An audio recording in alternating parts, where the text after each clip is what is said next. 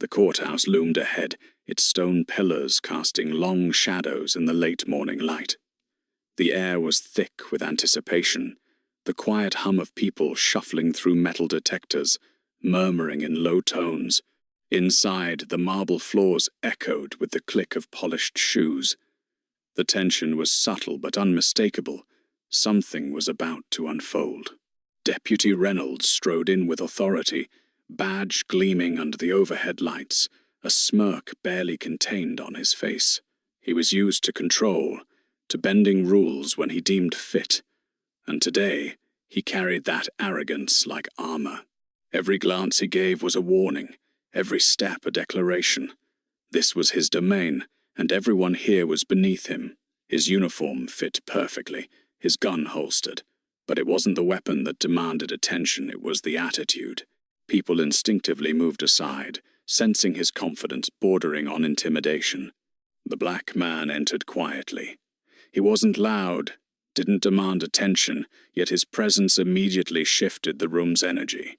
He moved with a measured calm, shoulders straight, eyes steady, a subtle aura of command around him. There was something different about him, though no one could quite place it yet.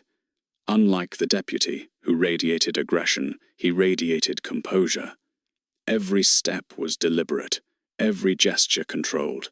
Spectators glanced at him and then away, unsure of why his calm unsettled the room. Reynolds noticed him immediately. The man's calm demeanor, the subtle confidence in his posture, seemed to irritate the deputy more than any challenge could. He couldn't tolerate someone so unflinching under his gaze. His smirk widened, a plan forming to assert dominance before the court proceedings even began. To Reynolds, this was just another routine day, another opportunity to remind someone of their place. Inside the courtroom, the atmosphere was electric with quiet tension. The walls seemed to absorb the unease, the wooden benches lined with spectators watching every movement. The air smelled faintly of polished wood and coffee, mingling with the nervous energy of anticipation. The deputy's eyes scanned the room like a hawk, seeking a target, while the black man's gaze remained focused, calm, unshaken by the subtle hostility around him. Small details hinted at the contrast. The deputy's fingers drummed impatiently on the podium, his boots tapping against the floor, a restless energy barely contained. Meanwhile, the man stood motionless, hands clasped lightly in front of him, exuding patience and quiet authority. The difference was stark, noticeable even to those who wouldn't usually pay attention to body language. As the clock ticked closer to the start of the hearing, tension mounted. Every spectator seemed to sense a story brewing between these two men, a silent conflict about to erupt. Reynolds's arrogance was palpable, but so was the man's unshakable calm. And though no one could know it yet, the coming moments would flip every expectation in the room, leaving a lesson about authority, dignity, and the unforeseen power of composure. The courtroom buzzed softly as the black man stepped further inside, his presence immediately commanding a subtle shift in the room's energy. He didn't speak, didn't raise his voice, yet somehow he drew attention without effort. Eyes followed him not with curiosity, but with a quiet acknowledgement that something about him demanded respect. Every movement was deliberate, each step measured, each gesture calm, conveying a control that contrasted sharply with the tense energy surrounding him. He wore a well-tailored suit, understated but elegant, the kind that spoke of professionalism and authority without ever needing to announce it. His hands were steady, resting lightly at his sides, yet there was an unmistakable weight in the way he carried himself, a quiet assertion that he belonged here, perhaps more than anyone else. Even from a distance, his composure radiated confidence, a silent statement that he was not intimidated, and that he noticed everything, even what others tried to hide. Deputy Reynolds' eyes narrowed as he observed him. The man's calm was like a mirror reflecting back his own arrogance, and it made Reynolds uneasy in a way he wasn't used to. Here was someone who wouldn't flinch, someone who wouldn't give him the satisfaction of fear or hesitation. That alone was enough to make Reynolds bristle. He began circling subtly, as if to remind the man and the room of who held power here. His badge gleamed under the lights, his posture rigid, his expression a mix of irritation and smirked superiority. Spectators couldn't help but notice the tension crackling between the two men. Some whispered under their breath, exchanging uneasy glances, while others shifted in their seats, sensing the clash of personalities even before a word had been spoken. A few tried to look elsewhere, but the intensity of the silent standoff drew eyes back again and again. The room was now a stage, with the deputy as the supposed star, but the black man, calm and steady, had already begun to append that narrative without uttering a single word. The man's eyes scanned the courtroom briefly, taking in the rows of spectators, the polished wooden benches, the elevated judge's podium in the distance. There was no hint of fear, no trace of doubt, only the quiet assurance of someone who knew his place and the power he carried, even if others didn't yet recognize it. A small, knowing tilt of his head toward a clerk, a subtle adjustment of his suit jacket, these minor gestures hinted at a life of discipline, of command, and perhaps of authority beyond what anyone present could immediately imagine. Reynolds, growing more restless, stepped forward slightly, trying to assert dominance through proximity and presence alone. Yet every movement the deputy made only seemed to accentuate the man's composure. He didn't flinch. He didn't react. The contrast was stark, undeniable, and it was beginning to unsettle even the most distracted spectators. As the hearing approached, the atmosphere grew heavier. Every rustle of papers, every muted cough seemed amplified. The silent tension between the deputy and the man was no longer just an undercurrent, it was the heartbeat of the courtroom. Everyone in the room could feel it. The calm power of one man facing the shallow arrogance of another. And while no one could yet predict what was about to unfold, the stage was set for a confrontation that would shock everyone present and change the way authority was perceived in that room forever. The deputy's smirk widened as the courtroom settled into silence, the spectators leaning forward slightly, sensing the tension. Deputy Reynolds saw an opportunity to assert control, to remind everyone of the hierarchy he believed was absolute. He cleared his throat, a deliberate, sharp sound, and stepped closer to the black man. "Name," he demanded, voice dripping with condescension. The man didn't flinch. He lifted his chin slightly, shoulders squared, and answered with measured calm. His voice was steady, confident, precise, every word chosen with care. "Jonathan Harris," he said. No hesitation, no tremor, no trace of fear. The deputy's smirk faltered just slightly, but only for a heartbeat. He was used to seeing people crumble under his tone, under the weight of his authority. Yet Harris remained unmoved, his composure radiating quietly but powerfully. Reynolds's eyes narrowed. He gestured vaguely toward a clerk. "Make sure this man's on the docket, and make it quick, we don't have all day for distractions." His emphasis on the word distractions carried unmistakable disdain. A few spectators shifted in their seats, whispering to each other, sensing the subtle humiliation being inflicted. Some felt unease on Harris's behalf. Others were drawn in by the unfolding drama, curious to see if he would react. Harris didn't. He moved with calm purpose to a seat, lowering himself gently without a word. The deputy, sensing that the silence was beginning to work against him, began a more overt display. He leaned in slightly, speaking loud enough for others to hear. "You sure you belong here? Courtrooms aren't a place for appearances." His tone was mocking, judgmental, designed to belittle. The crowd's reaction was mixed. A few stifled chuckles broke through the tense quiet. Others shot disapproving glances at the deputy. Yet Harris's reaction remained unchanged, calm, collected, deliberate. He adjusted his tie, glanced briefly toward the clerk, and sat straight-backed. exuding authority even in the face of ridicule. The contrast was stark, and it began to shift the energy in the room. The deputy, who had intended to dominate, now felt the subtle tug of unease for the first time. Reynolds's arrogance escalated further. He leaned back slightly, scanning the room as if to demand approval from the spectators, as if the crowd's reaction would validate his authority. But murmurs of doubt were already spreading. Harris's composure was unsettling.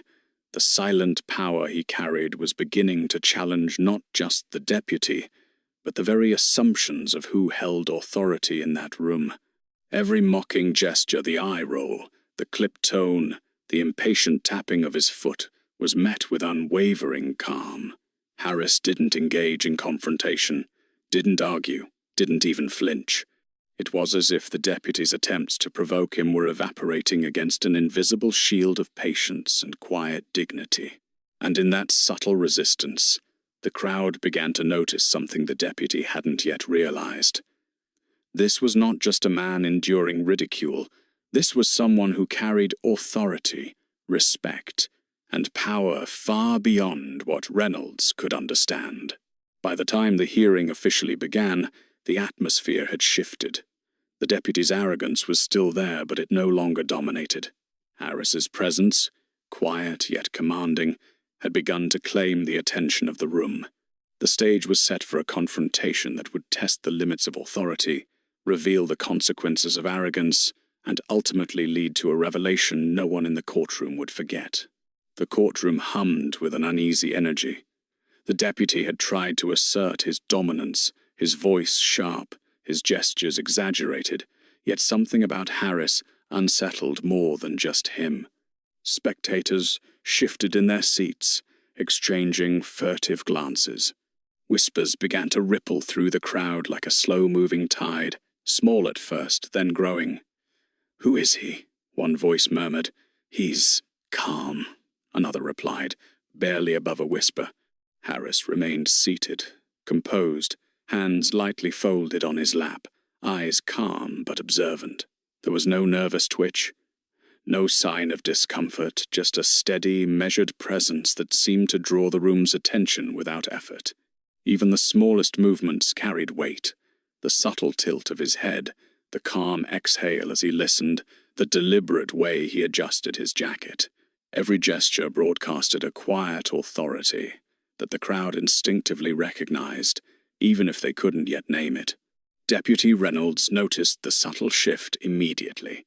He had expected nods of agreement, glances of approval from the spectators, but instead he was met with curiosity, hesitation, and even a touch of admiration for the man he intended to humiliate.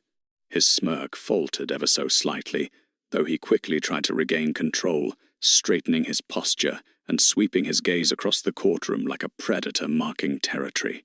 The murmurs intensified.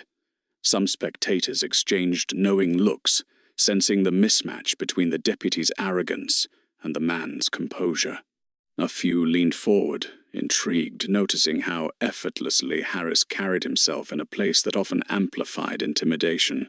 There was a tension in the air, a silent acknowledgement that this wasn't a simple courtroom interaction. Something deeper, more consequential was brewing. Reynolds, growing impatient and frustrated, tried a more forceful approach. He stepped closer, lowered his voice so the murmurs couldn't quite pick it up, and attempted a condescending remark. But Harris remained unshaken. The deputy's words, intended to cut, seemed to bounce off an invisible barrier of confidence. Reynolds' gestures became sharper, more exaggerated, as if to compensate for the growing realization that control was slipping through his fingers. The crowd sensed it. They noticed the subtle imbalance forming in real time. Even without knowing Harris's background, there was an undeniable presence about him, a calm strength, a patience honed by experience, a dignity that made the deputy's posturing look shallow and overblown. Small details like Harris's unhurried breathing, the quiet steadiness of his gaze, and the measured way he responded to questions amplified the tension.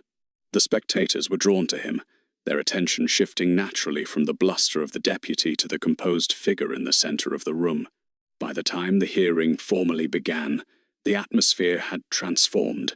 The deputy still carried his badge, his authority, and his arrogance, but the room no longer deferred entirely to him. Instead, the focus had shifted. The crowd now watched Harris with anticipation, sensing something significant beneath the calm exterior. They didn't yet know the truth of his identity, but they felt the weight of it, the quiet command that radiated from him, and the subtle warning that the balance of power might soon be reversed. Every whisper, every glance, every shifting posture added to the growing suspense. The courtroom was no longer just a room for legal proceedings. It had become a stage for a silent battle, a duel of presence, composure, and authority. And somewhere in the back of Reynolds's mind, the first seeds of doubt began to take root. The courtroom's quiet tension began to crack as Deputy Reynolds leaned forward, his voice sharper now, intentionally loud enough to command attention. "Do you even understand what this place is?" he sneered, eyes flicking to Harris with a mix of impatience and contempt. "Courts aren't playgrounds, and they sure as hell aren't for people like you to wander in and waste everyone's time." Harris didn't flinch. He straightened his posture, squared his shoulders, and looked directly at Reynolds, calm and unshaken. His voice was measured, deliberate, carrying authority without anger. "I understand more than you think," he said quietly, almost conversationally. The words seemed simple, but the confidence behind them carried weight. There was no fear, no hesitation, just certainty. The deputy's smirk twitched. He wasn't used to this.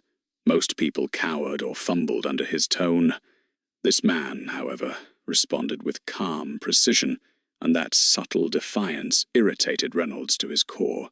He took a step closer, leaning over the podium slightly, emphasizing every word. "Well, maybe you should understand your place before stepping in here," he spat, his tone dripping with condescension. Spectators in the room shifted in their seats. Whispers started again, a low hum of curiosity and disbelief. Some leaned forward, sensing that something unusual was happening, something more than a routine courtroom interaction. Reynolds's words, meant to belittle, seemed only to emphasize Harris's composure. The deputy, once confident in his control, now felt an unspoken challenge that he didn't quite know how to counter. Harris's response was subtle but firm. "I am aware of my place," he said, voice calm yet carrying unmistakable authority. "And I am aware of yours as well. Perhaps we should proceed with the hearing instead of wasting time on theatrics." His eyes, steady and unwavering, met Reynolds's glare without flinching. The effect was immediate. The deputy's gestures, which had been confident and forceful, now seemed almost desperate, as if the room itself was questioning him. Reynolds' nostrils flared. He tried again, forcing a laugh that sounded hollow even to his own ears. "Theatrics?" he repeated, louder this time. "I'm just trying to keep order here. Maybe you're not suited for this environment after all." But the words landed differently than he expected. The spectators were leaning in, catching every syllable, noticing the difference between the deputy's anger and the man's calm authority. Even those who hadn't paid attention before began to sense the imbalance. Harris didn't reply with anger or insult. Instead, he shifted slightly in his seat, letting the silence speak as loudly as words could. Each second of quiet magnified Reynolds' frustration. The deputy waved a hand dismissively, trying to reclaim control, but the subtle defiance in Harris's demeanor made the gesture feel forced, almost pathetic. By the time the judge began calling the court to order, it was clear to everyone, both spectators and the deputy, that this verbal clash was far from ordinary. The deputy's attempts to humiliate had only drawn attention to Harris's calm, measured authority. What had begun as mockery was now teetering on the edge of humiliation for the man who had intended to dominate. The room's energy shifted subtly but unmistakably. Harris's patience and quiet confidence had begun to challenge the deputy's assumed dominance. And in that unspoken struggle, the first true signs of tension and foreshadowing of the coming revelation had begun to take hold. Deputy Reynolds had reached the peak of his frustration. What had started as subtle intimidation had escalated into full-blown arrogance, a display of authority he believed would crush Harris's calm. He leaned over the podium, chest forward, voice booming, forcing the room to feel his presence. "Do you even realize the position you're in?" he barked, eyes narrowing. "You're in a courtroom. This isn't a place for someone who doesn't respect the law or me." The crowd tensed. Spectators leaned forward, eyes darting between the two men. The deputy's gestures became exaggerated. A sharp snap of his fingers, a tap on the bench, a pointed finger aimed at Harris as if to brand him unworthy. Each movement was calculated to humiliate, designed to remind everyone of who, in Reynolds' mind, truly held power. Yet for every attempt at dominance, Harris remained unmoved, his expression calm, unwavering, almost impervious. Harris's subtle reactions only intensified the contrast.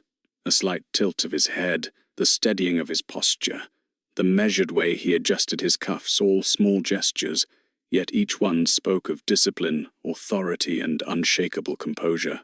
Reynolds's arrogance now clashed visibly with Harris's quiet control, a battle of presence rather than words. Every mocking tone, every scoff, seemed to bounce off an invisible barrier of patience and dignity. The deputy tried to escalate further. He stepped closer, almost invading Harris's personal space, his voice dripping with condescension. "You think you can just sit there and command respect? It doesn't work that way. Here, I set the rules." He leaned back, chest puffed, waiting for the subtle quiver of fear or hesitation, but it never came. Harris's calm stare held firm, a silent assertion that authority wasn't defined by bluster or intimidation. It was defined by composure, knowledge, and presence. Spectators could feel the energy in the room shift. Whispers began again, murmurs of unease and intrigue spreading like wildfire. "Who is he?" one woman asked quietly. "I don't know, but he's different," someone replied. The tension was no longer just between the two men. It had spread into the crowd. Reynolds's intended spectacle was failing. The audience was beginning to side, in perception at least, with Harris, captivated by his quiet command. Reynolds' frustration became palpable. His smirk had faded, replaced by thinly veiled irritation. He waved a hand dismissively at the courtroom staff, a futile attempt to reassert control. "Let's get this over with," he snapped. But Harris didn't flinch. His calmness, so deliberate and measured, now seemed almost surgical in its effect. Each moment Reynolds tried to dominate only underscored his own overconfidence, making him appear smaller in contrast to Harris's poised presence. Even the smallest details spoke volumes. The deputy's tapping foot, the impatient shifting of weight, the tightened jaw all conveyed mounting irritation. Meanwhile, Harris's controlled breathing, deliberate posture, and unwavering gaze radiated quiet power. The courtroom, meant to be a stage for the deputy's display, had subtly shifted into a spotlight for Harris. The balance of authority, though unspoken, was tilting in a way Reynolds hadn't anticipated, and it was only a matter of time before the room would witness the ultimate reversal. By the time proceedings formally began, Reynolds's arrogance had peaked, and the tension between bluster and composed authority was unmistakable. The stage was set.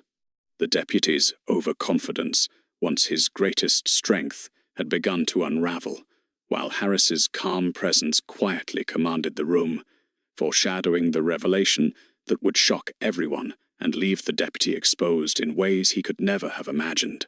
The hearing had formally begun, yet the tension in the courtroom hung thick like a storm cloud ready to burst. Deputy Reynolds continued his attempts to assert dominance, his voice clipped and sharp. But even he began to sense the subtle shift in the room. The audience was no longer entirely aligned with his authority. Instead, their attention lingered on Harris, a calm figure whose presence radiated a quiet power that words alone could not convey.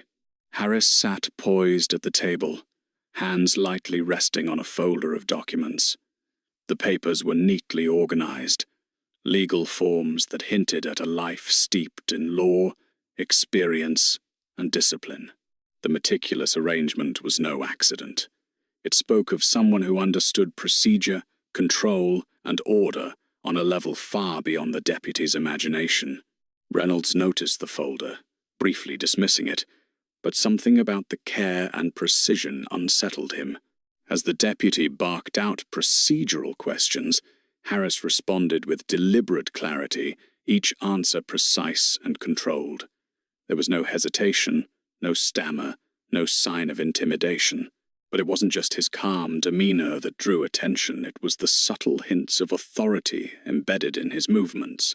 A glance at the court clerk, a slight nod acknowledging procedure, a measured adjustment of his jacket.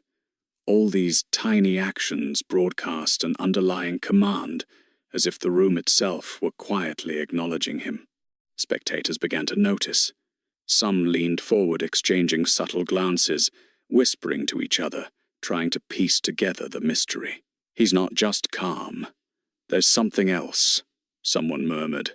"I don't know, but you can feel it," another replied. The quiet tension grew as whispers passed from row to row. Even without knowing his identity, the audience could sense that Harris's authority went far beyond mere composure. It was innate, effortless, undeniable. Reynolds's arrogance, once towering, now appeared overblown. He waved his hands, tapped the podium impatiently, and forced a tone of superiority that seemed increasingly hollow against Harris's measured poise. Every gesture, every condescending remark, only underscored the contrast between bluster and control. Harris didn't need to respond with aggression. His calm presence did all the work. Harris made a subtle move, reaching for a document on the table. The way he handled it with careful precision, awareness of every detail, and a slight but commanding nod toward the clerk, was a quiet signal that he was more than he seemed. Even Reynolds caught the hint, a fleeting flash of unease crossing his face. Something was different. Something was coming that he hadn't anticipated. The courtroom's energy shifted further. Spectators leaned in as if sensing the first tremors of an earthquake. Harris's subtle gestures, quiet authority, and unshakable composure planted seeds of curiosity and awe. For the first time, Reynolds realized he might not be facing an ordinary man.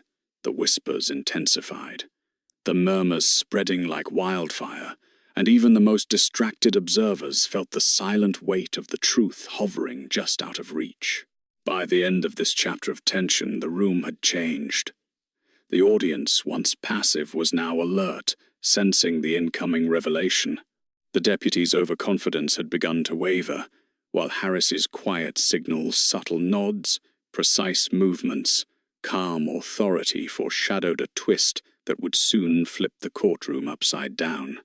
The stage was perfectly set for a shocking moment that no one, not even Reynolds, could have predicted. The courtroom had transformed into a charged arena, every whisper and movement magnified by the tension that seemed to hang in the air. Spectators leaned forward in their seats, some nervously shifting, others holding their breath, as if sensing that something extraordinary was about to happen. Harris sat composed, his hands lightly resting on the table, his calm demeanor a silent anchor amid the growing unease.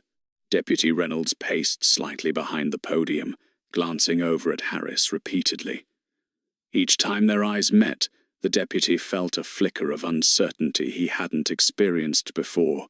It was subtle, almost imperceptible, but enough to unsettle his confidence. He tried to regain control with clipped commands and sharp gestures, but the effect had diminished. The audience's attention had shifted subtly toward Harris, and even Reynolds noticed their curiosity, their growing intrigue. Small gestures from Harris only intensified the suspense. A brief glance toward the clerk, a slight nod acknowledging procedural cues, a calm adjustment of his suit, all of these tiny actions broadcast authority without arrogance. Every movement seemed deliberate, purposeful, and commanding, drawing the room's attention almost magnetically. The murmurs in the courtroom grew louder, though still hushed, as people leaned forward, exchanging subtle glances and silent questions. "Who is he?" one whispered. "There's something different about him," replied another.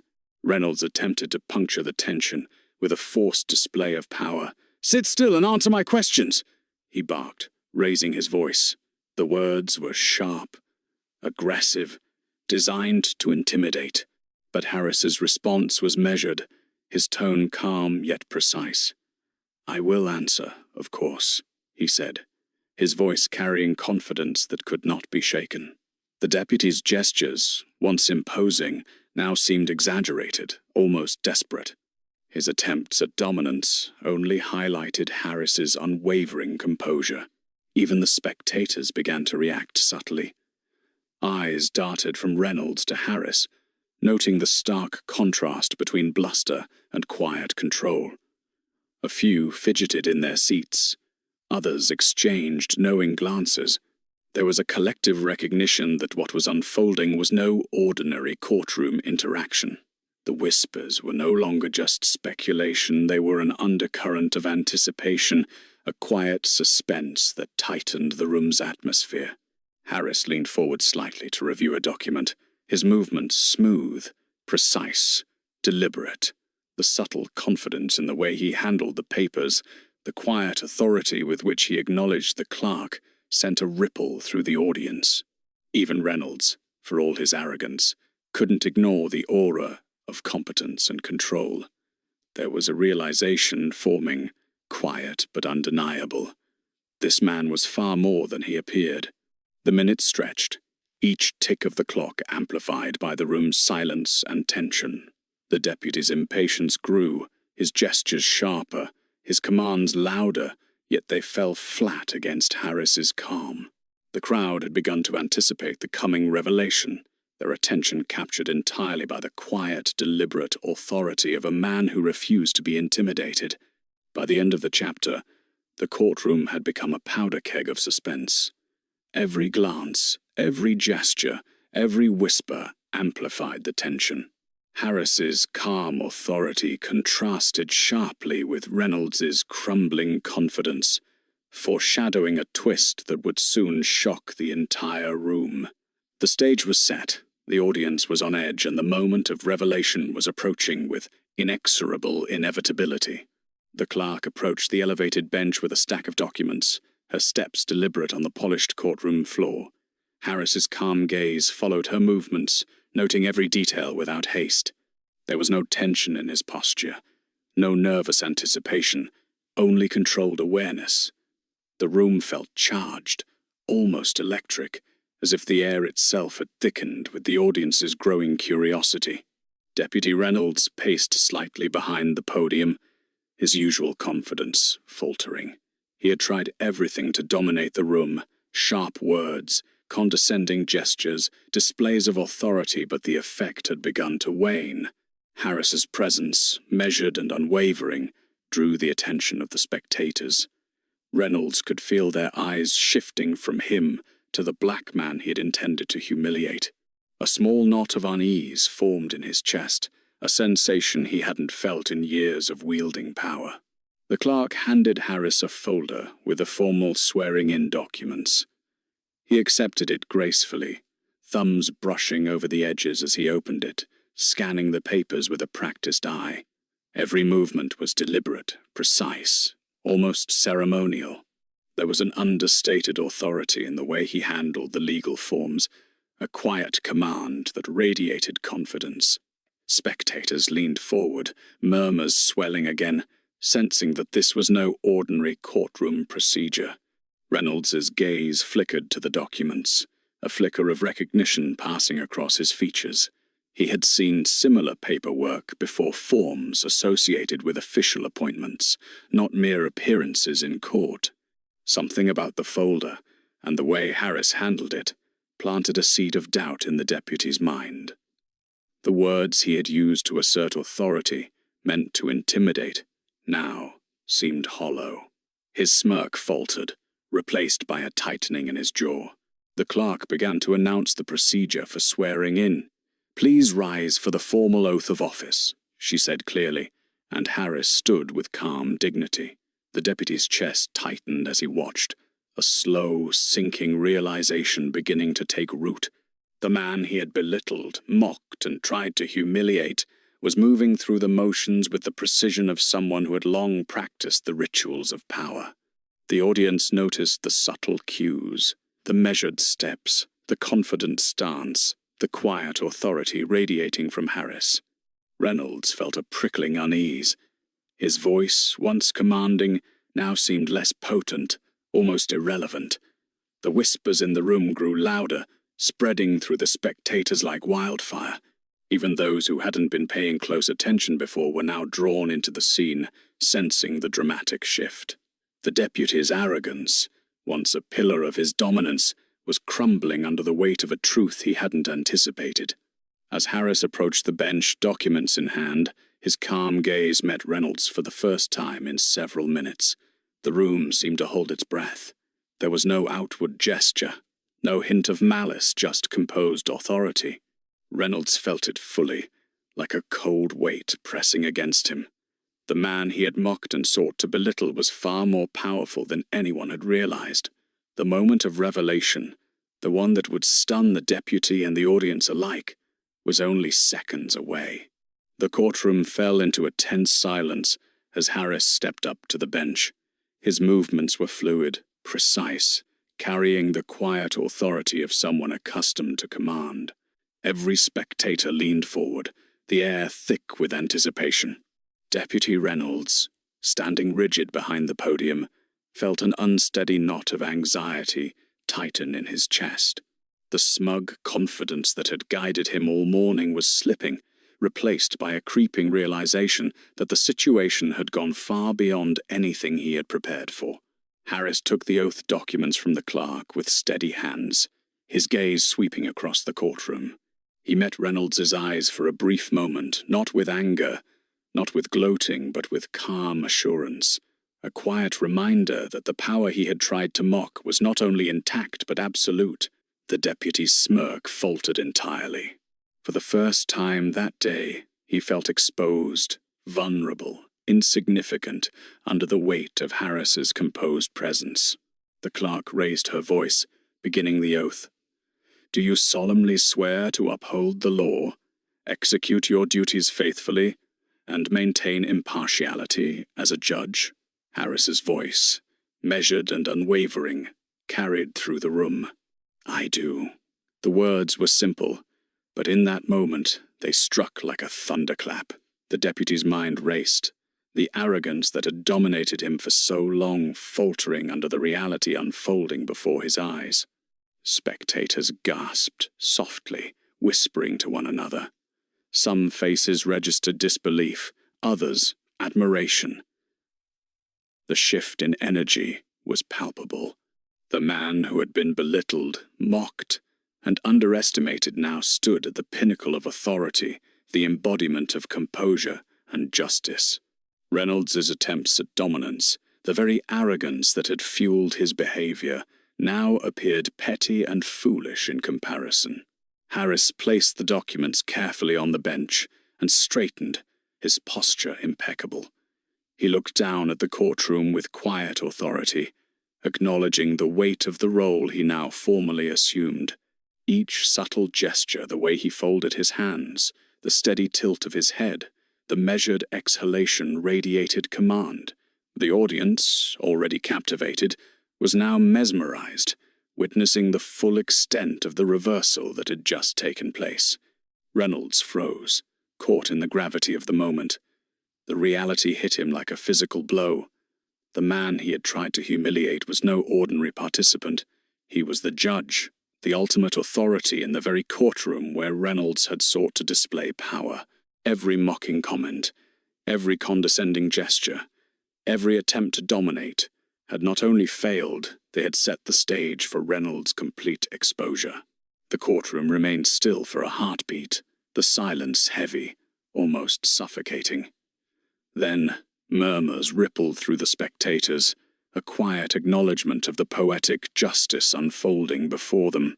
Reynolds' face paled, and he instinctively took a step back, the weight of his misjudgment pressing down on him. Harris, calm and composed, had not needed to speak further. The authority of his presence alone had shifted the balance entirely. In that moment, it became undeniable. The power Reynolds had assumed was an illusion, and the quiet dignity, preparation, and authority of Harris had completely overtaken him. The courtroom, once a stage for mockery, had transformed into a testament to respect, composure, and the ultimate reversal of fortune. The shock was complete, the lesson clear, and the twist irreversible. For a long, suspended moment, the courtroom remained in stunned silence.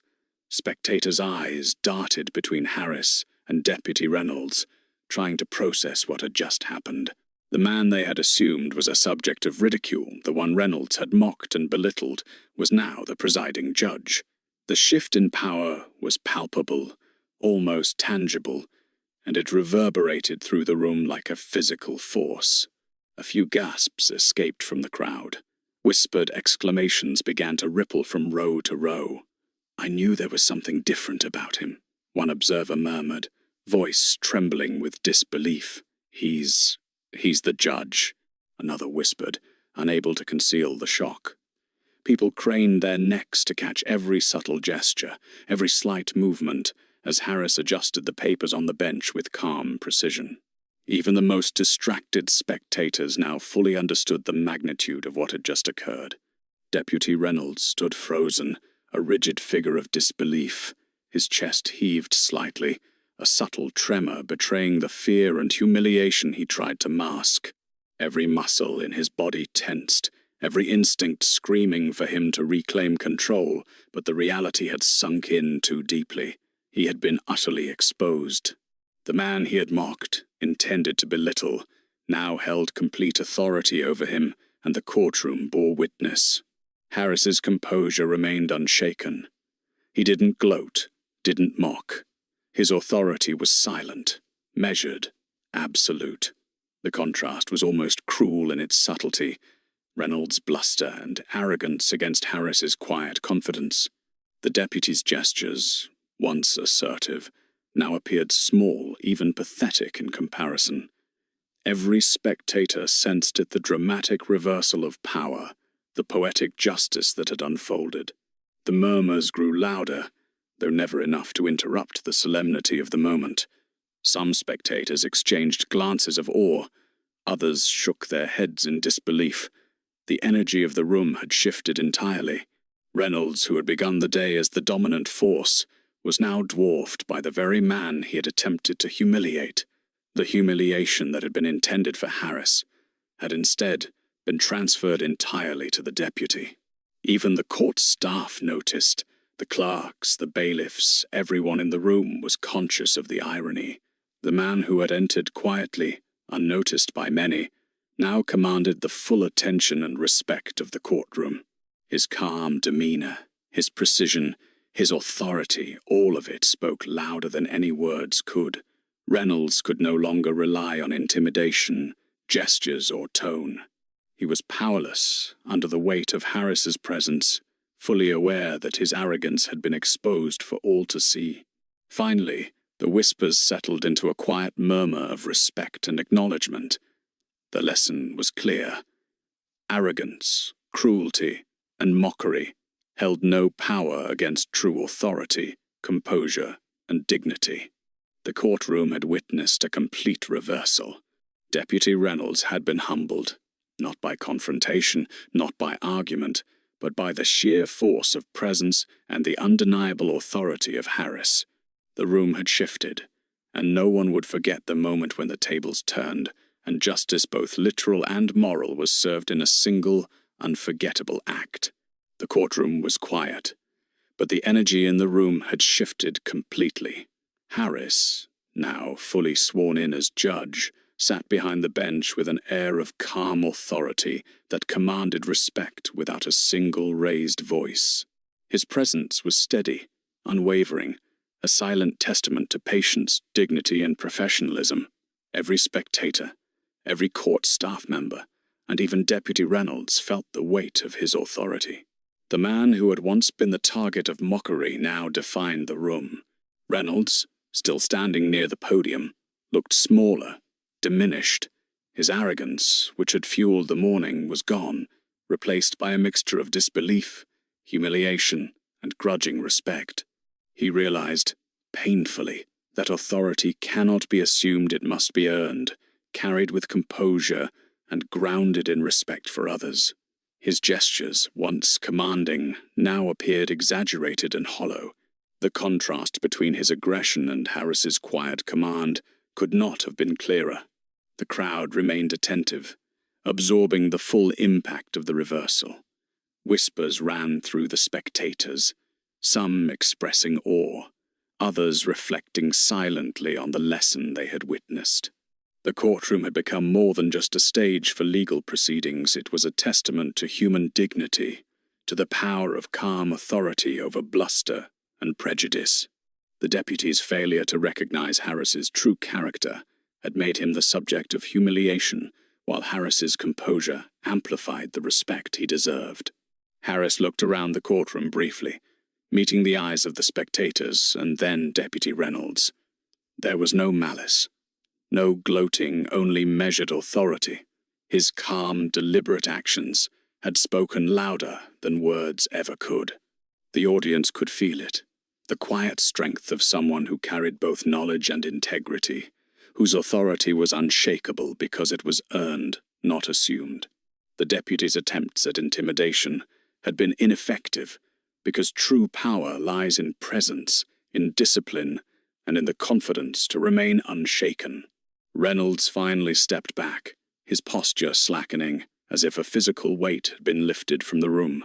The realization of his misjudgment, his arrogance, and his failure to see the truth settled heavily upon him. He had been humbled in front of everyone, exposed not through confrontation or argument, but through the simple, undeniable authority of Harris. The moral was evident. Cruelty, arrogance, and the abuse of power are fleeting, while patience, dignity, and true authority endure. The courtroom gradually returned to normal procedure, but the atmosphere had changed permanently. Spectators whispered among themselves, reflecting on the events they had witnessed. Harris continued with his duties, precise and composed, a symbol of respect and justice. Deputy Reynolds, now subdued, quietly observed, forever reminded of the moment when he had underestimated someone who possessed true authority. By the end of the day, it was clear that the story would linger in memory. The lesson had been delivered not with spectacle or shouting, but with quiet, unshakable dignity. Harris had transformed the courtroom into a testament to integrity, the triumph of calm over arrogance, and the undeniable power of earned respect. The deputy's arrogance had been crushed, and justice, both moral and literal, had been served in a way that no one in the room would ever forget.